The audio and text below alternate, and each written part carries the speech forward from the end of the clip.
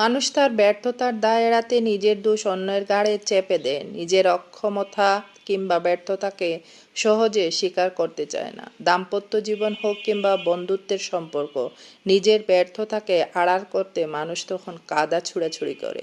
নিজের অপারগতা, ব্যর্থতা এবং অক্ষমতা স্বীকার না করে বরং নির্দোষ মানুষকে দোষারোপ করে, আর এই অন্যকে দোষারোপ করে নিজেকে সম্পূর্ণ নির্দোষ দাবি করে মানুষের সহানুভূতি পেতে চায়। নিজেকে সম্পর্কের অপর মানুষটার চাইতে বড় করতে চায়। যারা ভুক্তভোগী তারা কেবল তাদের নাটক এবং বন্ডামি দেখে যায় মাত্র।